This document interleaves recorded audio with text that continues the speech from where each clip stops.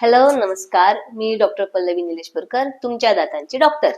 तर मी आज तुम्हाला दातांची काळजी कशी घ्यायची हे अत्यंत साध्या आणि सोप्या सरळ भाषेमध्ये सांगणार आहे.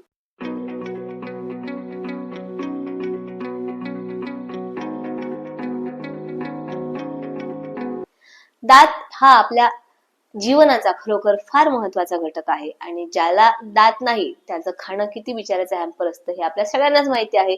तर जर आपल्या सगळ्यांना खरोखर सगळ्या गोष्टींचा आनंद घ्यायचा आहे, सर्व गोष्टी खाऊन पाहिजे आहे, तर आपले दात हे खूप खूप स्ट्रॉंग असायला हवेत. आणि दात स्ट्रॉंग असण्यासाठी ते स्वच्छ असायला हवे. आणि दातांची स्वच्छतेची काळजी ही खरोखर फार सोपी आहे. तर आपण लहानपणापासूनच ऐकत आलेलो आहोत की 2 वेळेस दात घासा. आणि 2 वेळेस दात घासा म्हणजे काय? मग आपल्याला तसं बर्डनच वाटतं की काय यार 2 वेळेस दात घासा. तर दात घासणं ही खूप छोटी, अगदी छोटी प्रोसेस आहे. फार फार तर 10 स्टेप्स मध्ये आपण फक्त पूर्ण दात घासू शकतो आणि त्याला मॅक्सिमम 3 ते 4 मिनिट फक्त लागत असतात. तर आपले दात हे 3 क्वाड्रंट मध्ये आहेत. 1 क्वाड्रंट, 2 आणि 3. आणि हे क्वाड्रंट वरचा आणि खालचा याच्यातही डिवाइड होता. तर सर्वात पहिल्यांदा आपण ब्रश हा सॉफ्ट ब्रिसल्सचा ब्रश वापरायचा. त्याला थोडं गरम पाण्यात बुडवून घ्यायचं आणि मग पेस्ट लावायची. आणि नंतर सर्वात पहिल्यांदा आपण दातावर दात घेऊन पहिल्या स्टेजमध्ये आपण ई असे दात घासणार. मग इकडे, तिकडे, हे झाल्या 3 स्टेप्स. अशाच आ केल्यानंतर इथला सगळ्यात महत्वाचा असतो खालचा. इथं बऱ्यापैकी सगळ्यांचीच घाण जमलेली असते. तर ब्रश हा असा उलटा पकडून असा केला तर तो बरोबर खाली हिरड्यांपर्यंत जातो. हे तुम्हाला फील होऊ शकतं. तर ही आहे चौथी.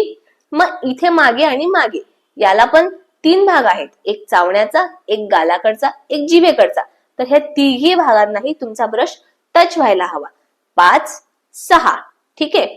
आणि 7, 8, 9 आणि सगळ्यात शेवटी येते जीभ. जीभ बाहेर काढून ब्रिसल्सच्याच बाजूने छानपैकी घासून घ्यायची. आणि ह्या 10 स्टेप्स झाल्या की एक गुळणी करायची. परत एकदा ह्या 10 स्टेप्स रिपीट करायच्या आणि 3 गुळण्या करायच्या स्वच्छ. आणि एवढं जरी केलं तरी तुमचे दात हे छान घासले गेलेले असतात. आणि हेच आपण रात्री सगळ्यात मेन लक्षात ठेवायचं की काहीही खाल्ल्यानंतर झोपायला जायचं नाही. कमीत कमी गुळणी तरी व्हायला हवी किंवा नुसता ब्रश तरी फिरवला जायला हवा. जर तुम्ही खाऊन लगेच झोपायला गेला तर ते अन्नकण हे कार्बोहायड्रेट्सच्या रूपात तिथं असतात आणि त्याच्यावर मायक्रोब्स येऊन कीड निर्माण होते किंवा प्लाक निर्माण होतं. तर जर तुम्ही स्वच्छ दात चांगली चूळ भरून झोपलात आणि अशा प्रकारे जर दात घासले तर तुमचे दात आणि हिरड्या दोघही खूप छान राहतील. आजसाठी एवढंच. थँक्यू.